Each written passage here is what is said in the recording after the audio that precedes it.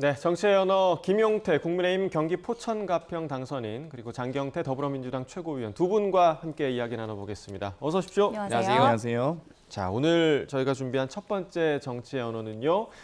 송무등 1인 직무 수행을 했다였습니다. 오늘 인사청문회 자리에서 나온 오동훈 공수처장 후보자의 해명이었는데요. 조금 더 자세히 들어보겠습니다.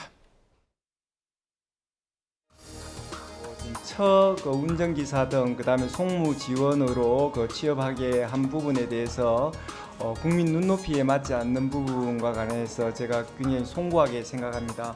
그런데 지금 아내가 송무 지원, 그다음에 운전기사 등으로 한 사람 직원분의 직무를 수행한 것은 틀림없는 사실입니다. 저의 처가 여러 가지 초기에 법원과 구치소를 오가면서 운전 업무가 많이 필요할 때 그런 부분을 도와줬고 한 사람분의 직원 역할을 했다는 점에 대해서는 틀림없는 사실로 말씀드립니다. 네, 자 오동훈 공수처장 후보자 배우자 그리고 뭐 딸에 대한 여러 의혹이 불거지고 있는데 지금 들으신 발언은 배우자를 채용했고 그리고 그 배우자가 제대로 일을 했다 이런 취지의 내용이죠. 오늘 해명 좀 어떻게 좀 들으셨습니까? 그러니까 공직자한테는 현행법을 지키는 것도 굉장히 중요하지만 그것보다 더 중요한 것이 전 국민정서법인 것 같아요. 예. 그러니까 말씀하셨던 것처럼 일반 로펌에서 공직자가 아닌 로펌에 계시면서 아내분을 채용한 거에 대해서 자유민주국가에서 누가 뭐라 하겠습니까? 근데 지금은 그 로펌의 개인 신분이 아니고 이제 고위공직자 수사처잖아요. 말 그대로 어떠한 공직의 기관장보다도 고위공직자에 대한 수사를 하는 그 기관장이기 때문에 수준 높은 도덕성이 요구되는 자리라고 저는 생각하거든요.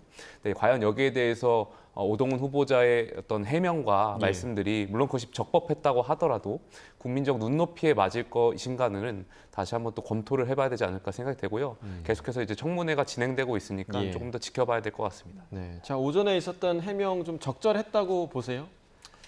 일단 인사청문회가 진행 중이기 때문에 저도 오동훈 후보자에 대한 이 결과론적인 평론을 하긴 좀 어려운데요. 어찌되었건 이 부인과 관련된 일정하게 부적절한 부분이 있어 보입니다. 여기에 대해서 충분히 1인 직무를 수행했다고는 하지만 또 사실 같은 이 직장 내에서 본인이 이제 부인을 직접 고용해서 이렇게 하는 듯한 모습들이 그렇게 적절해 보이진 않고요. 딸과 관련된 의혹들에 대해서도 절세를 목적으로 했다고 하지만 어찌되었건 엄마 땅을 아빠의 돈을 빌려서 사는 등의 과정들이 좀 밝혀지고 있기 때문에 이런 부분들은 좀 부적절하다고 보고요. 가장 중요한 것은 공수처장으로서 직무 수행에 적합한가에 대한 부분인 것 같습니다. 앞으로 공수처가 검찰에 대한 수사 또 이 여러 가지 이 해병대원 특검과 관련된 해병대원 이 사망 사건과 관련된 수사 외압에 대한 수사를 이어가고 있기 때문에 공수처장으로서 외압에 정말 흔들리지 않고 정말 뚝심 있게 수사할 수 있는지 이런 부분들도 함께 종합적으로 고려돼야 된다고 봅니다. 네, 말씀하신 것처럼 오늘 인사청문회에서 최상병 사건 수사 외압 의혹에 대해서 후보자가 어떻게 말을 할지 이 부분도 관심이었는데 성역 없이 법과 원칙에 따라 수사하겠다 좀 다소 원론적인 답변을 한 것 같더라고요. 그동안 이 검찰에서도 김건희 여사 관련된 수사에 대해서 성역 없이 하겠다, 원칙과 공정한 수사를 하겠다라고 했지만 전혀 공정하지도 않고 원칙에 맞는 수사도 아니었습니다. 단 한 차례 소환 조사조차 하지 않은 검찰의 모습을 보면서 지금 대통령실과 검찰 간에 일정한 긴장 관계가 있는 듯 했는데 검찰 인사가 나면서 지금 다 마치 반란이 진압된 것 마냥 이렇게 지금 상황이 연출되고 있는데요. 어찌되었건 공수처도 그동안에 이 정말 앵무새처럼 반복되어 왔던 이 원칙 있는 수사, 공정한 수사가 제대로 이루어질 수 있도록 이번만큼은 신임 공수처장이 특히 윤석열 정권 내에서 정말 이 사람에게 충성하지 않는다고 했던 이 수사 검사의 모습을 최소한 공수처장이라면, 기관장이라면 그런 모습을 보여주시길 기대합니다. 네, 자 사실 이 법과 원칙에 따라 수사를 하겠다라는 거는 정답이긴 하지만 듣는 시청자들이나 국민들의 입장에서는 크게 다가오지 않는 답변일 것 같거든요. 이 답변에 대해서 좀 어떻게 생각하세요? 아무래도 지금 후보자 신분이다 보니까 실제 수사를 지휘하셨던 분이 아니고 앞으로 이제 지명되게 되신다면 통과하게 된다면 이제 공수처장으로서 이제 어떤 원론적인 말씀하신 것 같고요. 저는 공수처장 후보자가 공수처장이 된다면 이러한 생각이 있으셨으면 좋겠어요. 이번 최상병 사망 사건과 관련해서 정말 공수처의 명운을 걸어야 된다. 이 사건을 제대로 밝혀내지 못한다면 공수처 폐지까지도 국회에서 고민해야 된다라고 생각되거든요. 그래서 처장이 지금 갖고 있는 후보자로서의 어떤 생각이나 이런 걸 다시 한번 또 생각하셔야 되지 않을까 생각됩니다. 예. 네, 지금 국민의힘 입장에선 후보자 낭만은 좀 막아야겠지만 공수처 자체는 좀 탐탁지 않고, 그리고 민주당 입장에서는 후보자를 벼르고 있지만 공수처가 또 장기간 표류하는 건 부담스러운 상황이고 좀 속내가 복잡할 것 같은데요. 지금 민주당 분위기는 어떤가요? 저희는 엄격하게 후보자에 대한 직무 수행과 관련된 이 심사를 할 예정이고요. 공수처장이 행여나 낙마하더라도 또 이 대통령이 만약 공수처장을 공석으로 이 약간 의도적으로 공석으로 유지하면서 수사를 만약 방해한다면 저희는 지체 없이 특검으로 수사가 이어질 수 있도록 하겠습니다. 네, 국민의힘은 어떤가요? 그러니까 결과적으로 저희 정부가 이 공수처 수사와 관련해서 진정성을 보여드리는 게 가장 중요한 것 같아요. 예. 지금 후보자께서 결과론적으로 처장이 될지 안 될지 모르겠지만 만약에 된다고 하더라도 진정성을 보여주셔야 되고 안 된다고 하더라도 바로바로 또 처장을 임명해서 저희가 이 수사에 누수가 없도록 진행하는 모습들을 보여야 된다고 생각합니다. 네. 자, 오늘 진행되고 있는 이 인사청문회 결과가 어떻게 될지 지켜볼 부분이고요. 자, 그리고 어제 많은 관심이 집중됐던 부분이죠. 김건희 여사가 거의 5달 만에 공개 석상에 나왔습니다. 명품 가방 수수 의혹이 불거진 뒤에 공개 일정을 자제해 왔는데 정상 외교 무대의 모습을 나타냈습니다. 자, 대통령실 브리핑부터 보시겠습니다. 김건희 여사는 오늘 양국 정상 공식 오찬에 양국 네 분이 함께 참석해서 오찬 행사를 가졌고 그 직전에는 훈마넷 총리의 여사 배우자와 별도로 친교 환담 시간을 가진 바 있습니다. 자, 지금 보시는 건 대통령실이 공개한 사진입니다. 회색 재킷에 긴 치마를 입은 김건희 여사, 캄보디아와의 정상 외교 일정에 참석을 했습니다. 총리 내외와 함께하는 오찬, 그리고 배우자와는 별도로 환담의 시간도 가졌습니다. 자, 이렇게 김건희 여사가 공식 일정을 소화하고 또 이를 공개한 건 153일 만입니다. 자, 지난해 12월 네덜란드 순방 때가 마지막이었습니다. 대통령실 고위 관계자는 지난달에도 외교 행사가 있었고 김 여사가 역할을 하고 있다는 점을 강조했습니다. 특히 외교 무대에서 배우자 행사는 일관되게 임하고 있다고도 언급했습니다. 이에 따라 김건희 여사가 앞으로 윤석열 대통령의 순방이나 각종 행사에서도 영부인 역할을 이어갈 거라는 전망도 나오는데요. 하지만 김 여사를 둘러싼 의혹이 해소되지 않았다는 점은 부담이 될 것으로 보입니다. 자, 두 번째 정치의 언어는요. 지난해 12월 이후에 153일 만에 공개 행보에 나선 김건희 여사를 향한 이준석 대표의 발언이었습니다. 왜 맥락 없는 등장이라는 건지 조금 더 자세히 들어보겠습니다.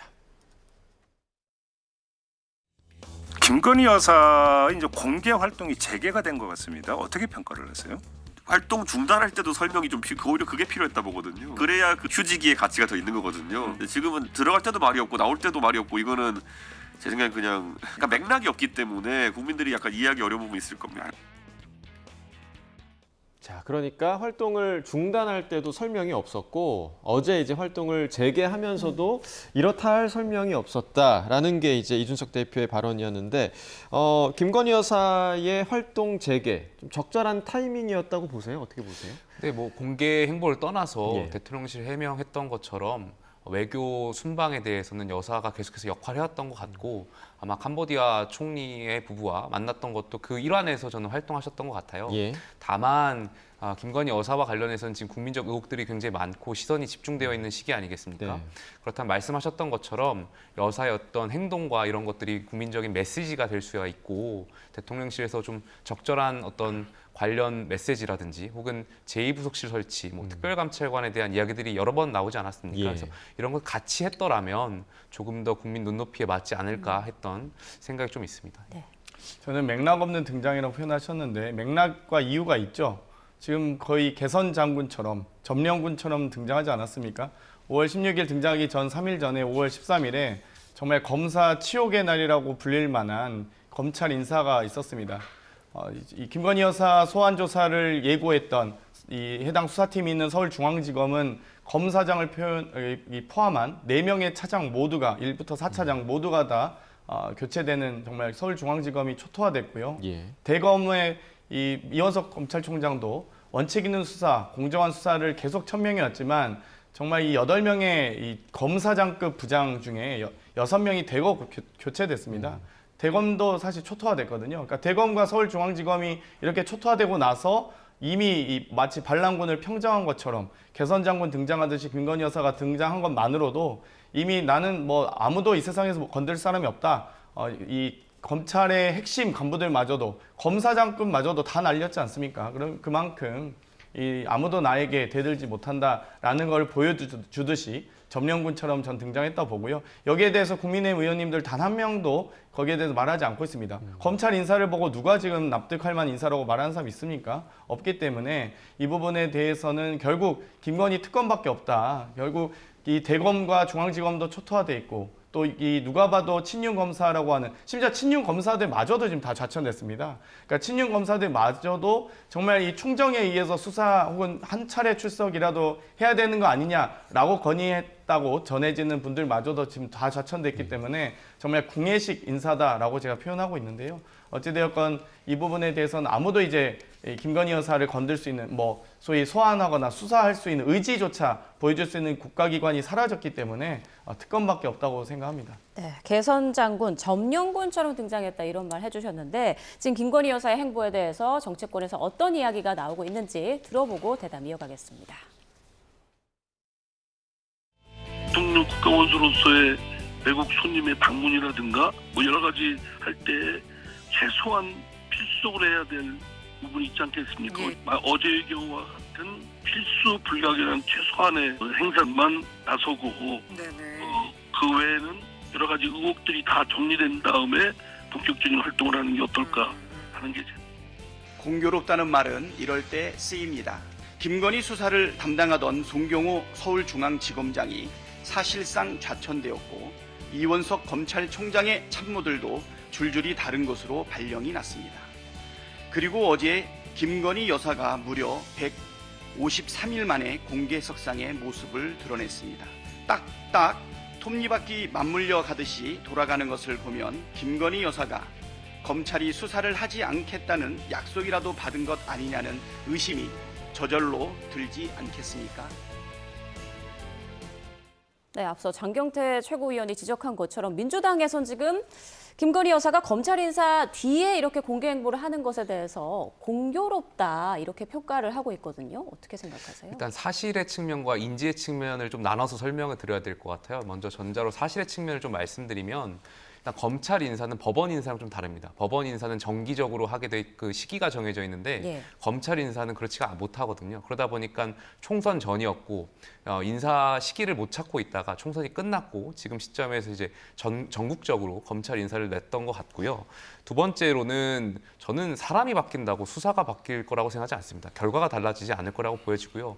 만약 그렇게 된다면 우리가 갖고 있는 원칙이나 시스템에 대한 부정이라고 생각되기 때문에 인사가 이런 수사에 미칠 거라고 생각하지 않습니다. 그게 사실적인 측면일 거고요.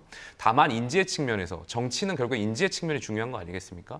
장경태 의원이 지적하는 부분이나 조금 전에 박찬대 원내대표가 민주당 원내대표가 지적했던 것처럼 왜 하필 이 시점에서 검찰 인사를 바꿀까 하는 국민적인 의혹도 있는 것도 사실인 것 같아요. 그래서 그런 인지의 측면이 정치의 영역에서 중요하다 보니까 이런 검찰 인사가 정부 여당에 미칠 영향 같은 것이 좀 아쉽다라는 측면은 있습니다. 아니 어렵게 얘기할 건 아닌 것 같고요. 사실인지 인지인지 다 명확하게 팩트 아닙니까? 그러니까 지금 법무부 장관 취임 이후에 올 초에 법무부 장관 취임하고 나서 검찰 인사 빨리 안 하기로 했습니다. 그런데도 불구하고 지금 이렇게 빠르게 한 이유가 뭡니까? 그러니까 그리고 정기 인사가 2월, 8월에 있는데 2월이나 8월에 있는데 지금 정기 인사 시즌도 아니잖아요. 그리고 대검 검찰총장 임기가 9월이면 끝나는데 넉 달 앞두고 대검 부장들 다 바꾸는 경우가 있습니까? 그러니까 정확하게 말씀해 주세요. 이거는 명확하게 김건희 여사 수사와 관련된 중앙지검과 대검 간부들 다 날린 겁니다.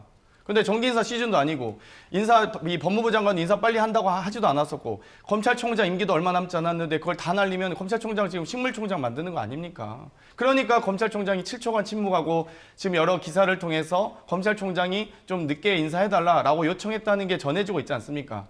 검찰총장이 늦게 좀 인사해달라고 했는데 법무부 장관 강행한 이유가 뭘까요? 대통령의 의중이죠, 당연히. 검찰총장이 법무부 장관 인사 이렇게 급하게 서두른 이유가 뭐겠습니까? 검찰총장의 어떤 요청을 다 이렇게 무시하면서까지.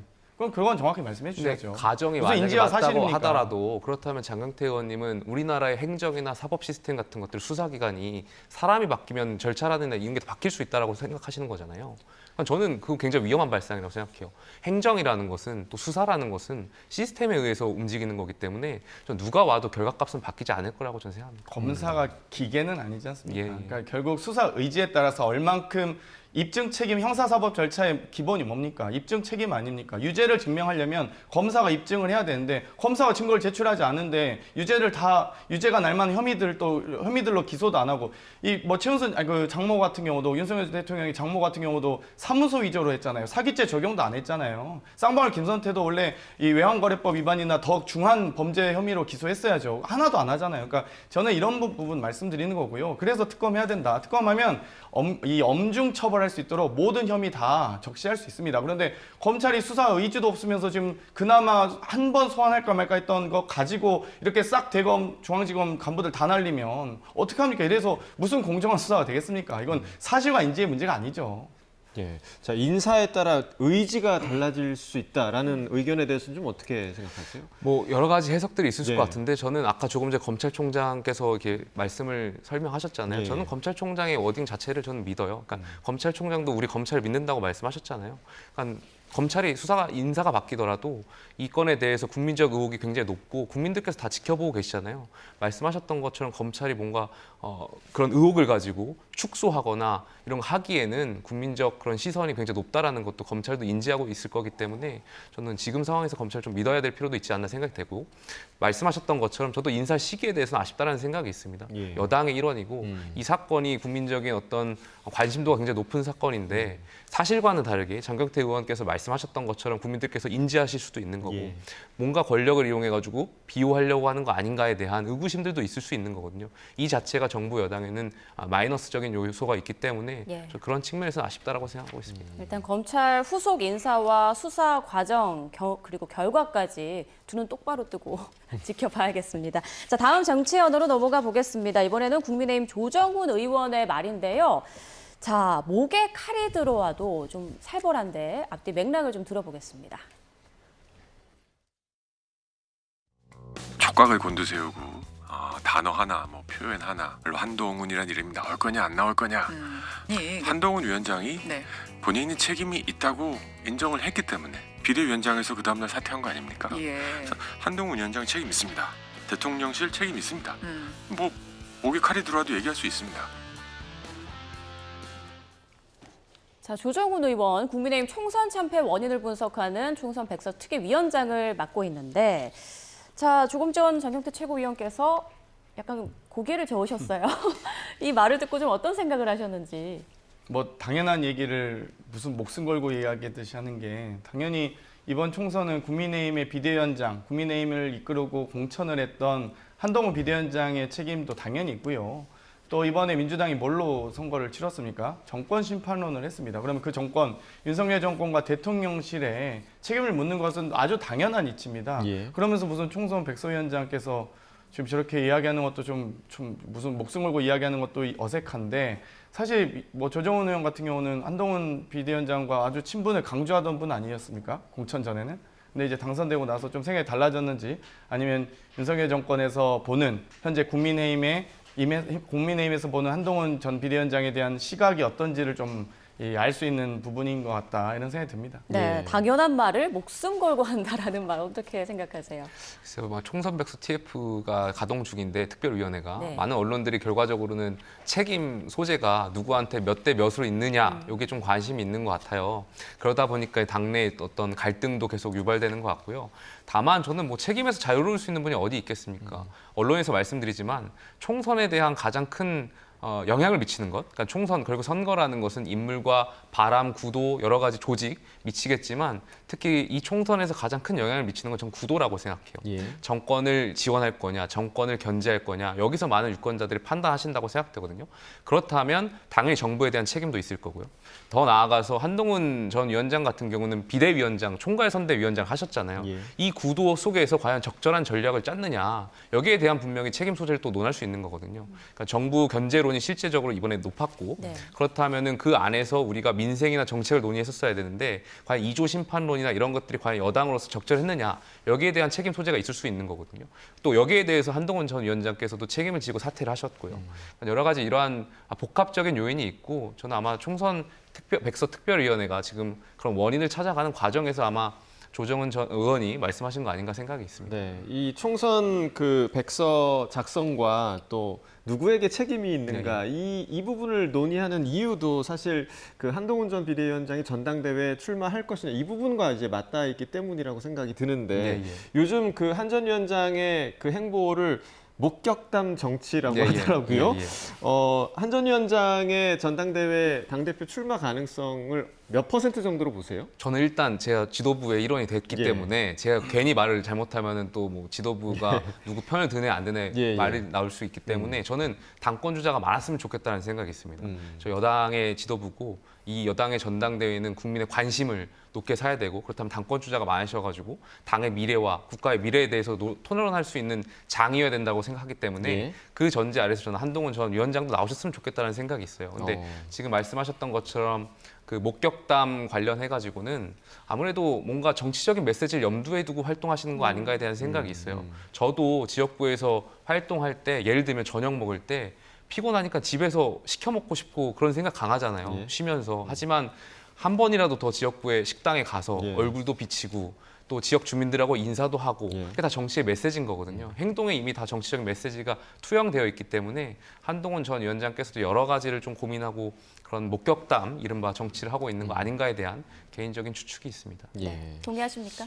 뭐 일단 무슨 말 하는지 잘 모르겠습니다. 그러니까 일단은 한동훈 전 비대위원장이 총선 패배 책임이 있는 건 맞다고 생각하시는 거죠?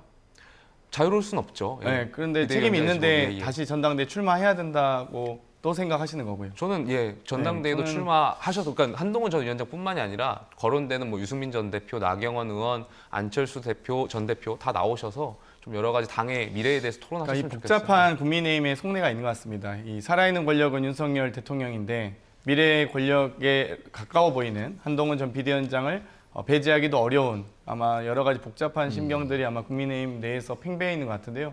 결국에는 뭐 그런 거 아니겠습니까? 총선 패배 책임이 있는 한동훈 전 비대위원장이 안 나오면 좋겠지만 이미 뭐 압도적인 우세 속에서 여권의 이 차기 대선 주자 1위이기 때문에 한동훈 비대위원장이 나오면 전당대회가 이긴다는 거죠. 전당대회가 당대표가 될 가능성이 매우 높다는 거죠. 그렇기 때문에 한동훈 전 비대위원장의 출마 여부에 대해서 관심 있는 것 아니겠습니까? 결국 아마 이 비대위에서 어떤 식으로 룰 변경을 또 할지 예를 들면 나경원, 안철수 등을 배제하기 위해서 당원 100%로 룰 변경을 하지 않습니까? 7대 3에서 국민 여론조사 30m를 다 배제하면서 했었는데 어떤 식으로 룰 변경을 하는지를 또 저도 보고 있겠습니다. 근데 한 가지 보탤 거는 저희가 비대위가 특정 당권 주자를 염두에 두고 룰 변경을 하지 않습니다. 좀 오해를 하고 계신 것 같아가지고 물론 그런 언론의 해석은 있을 수 있겠지만 상대 당에서 그런 오해를 하시는 것 같아서 그건 정정하셔야 될 것 같습니다. 알겠습니다. 뭐 정정할 생각은 없습니다. 자, 그럼 다음 이슈를 좀 넘어가 보죠. 자, 앞서 조정훈 의원이 총선 패배 책임의 한 축으로 지목한 윤 대통령. 최근 당정 간의 소통을 강화하고 있는데요. 어제는 22대 국회 입성을 앞둔 국민의힘 소속 초선 당선인들과 만찬 회동을 가졌습니다. 자, 이 자리에서 어제 있었던 국회의장 후보 경선에 대한 언급도 있었다고 하는데 관련 발언 잠깐 들어보시죠. 특히 이제 추미애 국회의장 후보가 경선에서 진 것, 그거에 대해서는 얘기들이 제법 있었습니다. 이제 추미애 법무장관 시절에 윤석열 이제 검찰총장이었기 때문에 그때 당시 이제 윤석열 대통령으로 키운 게 바로 추미애 당시 법무장관 아니었느냐, 그런 분석들, 그런 취지의 얘기들이 있지 않았습니까? 그게 약간 농담도 섞여가면서 그런 얘기들도 있었다는 것도 말씀드릴게요. 대통령은 언급이 없었나요? 추미애 당선인의 후보가 안 된 거죠? 예, 언급이 있었습니다. 그 정도로만 하죠. 네, 김용태 당선인님. 네, 윤 대통령이 어떤 말을 했는지 너무 궁금하거든요. 약간 뭐 일반적인 얘기 많이 하셨어요. 한 언론에서 해석이 추미애 전 대표가 국회의장이 될 가능성이 높다라는 해석들이 있었잖아요. 근데 실제적으로는 이제 우원식 의원께서 국회의장이 되셨고, 그러니까 이 과정들을 보면서 대통령께서도 이 국회의원들이 선거하는 그 선거는 정말 예측하기가 어렵다. 뭐 이 정도 얘기들 좀 많이 나눴습니다. 네, 직접 현장에 계셨었잖아요. 뭐 장 최고위원은 현장에 계시지 않았지만 윤 대통령의 평소의 스타일을 고려했을 때 어떻게 이야기했을 거라고 좀 예상을 하세요? 그러니까 저렇게 짧게 이야기하실 분이 아니라고 저는 듣고 있어서 원래 60분이 있으면 59분을 혼자 얘기하시는 분으로 유명하신데 어찌됐건 여러 가지 아마 뭐 좀 밝히기 어려운 부분이 있을 수도 있을 것 같습니다. 저희가 뭐 여러 의장 선거 과정에서 아마 좀 예상을 뒤엎는 결과가 나와서 많은 분들이 좀 놀랍기도 하고 아마 민주당의 또 민주당 주도의 또 22대 국회 운영에 대해서 국민의힘도 많이 우려하고 있지 않을까. 또 윤석열 대통령도 거부권 행사를 이제는 더 이상 더 하긴 어렵다고 보여지기 때문에 아마 그 부분에 대한 부담감을 좀 토로하지 않았을까 이런 생각이 듭니다. 네, 자 말씀해 주신 대로 이제 예상을 뒤엎고 국회의장 후보 경선에서 승리한 우원식 의원. 오늘은요 정청래 의원을 향해 조금 쓴소리를 했다고 합니다. 어떤 배경인지 좀 들어보겠습니다. 정청래 최고위원이 어떤 말을 했냐면 당원이 주인인 정당 아직도 갈 길이 멀다 이런 말을 했는데 이건 어떻게 받아들이세요? 저한테 무슨 오해가 좀 있을 수도 있고 추미애 후보를 더 바랬던 심정도 있을 수는 있어요. 근데 정청래 최고위원은 상당히 책임 있는 국회의원인데 그렇게 얘기하는 건 저는 적절치 않다. 오히려 우리 당선자들의 판단과 당원들을 이렇게 분리시키고 그거를 갈라치게 하는 그런 게 아닌가. 그런 점에서 수석 최고위원으로서 아주 부적절한 발언을 했다 이렇게 생각합니다. 자, 그러니까 당원이 주인인 정당 아직도 갈 길이 멀다. 이렇게 이제 정청래 의원이 어제 그 의장 후보 경선 이후에 발언을 했는데 이 부분에 대해서 이제 지적한 거란 말이죠. 우원식 의원의 지적 좀 어떻게 좀 들으셨어요?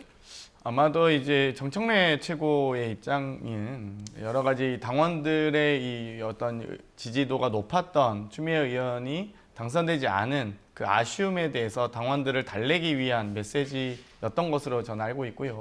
또 우원식 의원님께서도 이제 국회의장 후보자가 되신 만큼 아마도 여러 가지 좀 포용하시면서 본인이 좀 이제 어떤 여러 이 단위에 있는 당원과 또 의원님들에 대한 마음을 또 추스리고 포용하는 과정을 좀 필요했을 텐데 시간이 좀 여유가 필요했을 텐데 이런 메시지를 가지고 이렇게 공방하게 되면서 조금 그 부분도 좀 당황스러우시지 않았을까 이런 생각이 듭니다. 그래서 아마 저도 두 분을 너무 잘 알고 있기 때문에 각각의 입장과 의견이 참 공감되긴 합니다. 어제 결과 예상하셨어요?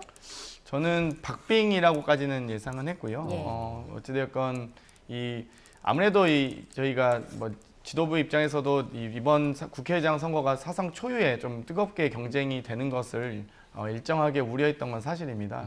그 과정에서 또 많은 당원들께서 추미애 의원님들을 원하셨고 또 사실 추미애 의원님은 4년간 국회에서 쉬시다가 복귀하시고 우원식 의원님은 4년간 내내 뭐 원내대표, 예결위 위원장 등을 거쳐서 왕성한 의정 활동을 해오셨기 때문에 아무래도 우원식 의원님과의 또 인연이 있는 분들도 많았고요. 그런 점들이 아마 많이 좀 이 경쟁 과정에서 반영되지 않았나 이런 생각이 듭니다. 네, 자 어제 우원식 의원이 추미애 당선인을 꺾은 것을 두고 정치권에서 또 여러 해석이 나오고 있습니다. 들어보고 오겠습니다. 추미애와 이재명의 패배인 것 같습니다. 첫째는 이재명 대표가 좀 교만했다고 생각합니다. 명심은 뭐 그냥 프리패스일 것이다. 명심 인증만 찍어주면은 무조건 당선일 것이다라고 해서 조정식 그다음에 이제 정성호 후보들을 사실상 교통정리를 한 것이죠. 그런데 추미애 후보의 비호감도라고 하는 것이 훨씬 더 높았던 것이고 두 번째는 당내의 많은 분들이 추머니 시즌2가 될까 우려했던 것 같습니다. 국민들이 추미애 후보가 좀 보기 싫어서라도 윤석열 정부 뭐 그렇게까지 잘못했냐라는 식으로 또 방어적으로 가실 수 있거든요. 무슨 교통정리를 하겠습니까? 그런 건 없었다고 보는 게 맞습니다. 없습니까? 명심이 만약에 추미애 당선인이 있었다면 이런 결과가 나왔겠습니까? 저는 그렇지 않고요. 두 분 다 이재명 대표와 가깝습니다. 명심은 추미애 당선인에게도 있었고 우원식 의원에도 있었다면은 다 있었다. 하지만 그 이재명 대표 입장에서는 굉장히 좀 놀랐을 것 같아요. 제가 가까이서 어제 또 여러 번 뵀었는데 전혀 그런 거 없던데. 그래요? 자, 천하람 당선인은 추미애 당선인과 이재명 대표의 패배다. 그리고 한민수 대변인은 교통정리도 없었고 명심도 없었다. 어느 쪽에 좀 더 공감이 되세요? 제가 민주당 당선인들하고 확인해 보면 예. 제가 느낀 바로는 두 분 다 반반 맞으신 것 같아요. 그러니까 이 패배의 원인, 추미애 전 장관의 예. 패배의 원인 첫 번째로 추미애 전 장관의 개인 캐릭터에 있다고도 많이 말씀들 하시거든요. 예. 2009년 한노 위원장 하시면서 민주당 같은 것을 겪어봤던 재선 이상의 의원들은 추미애 전 장관이 국회의장 되면 어려울 거다 이런 말씀들 많이 하셨던 것 같고요.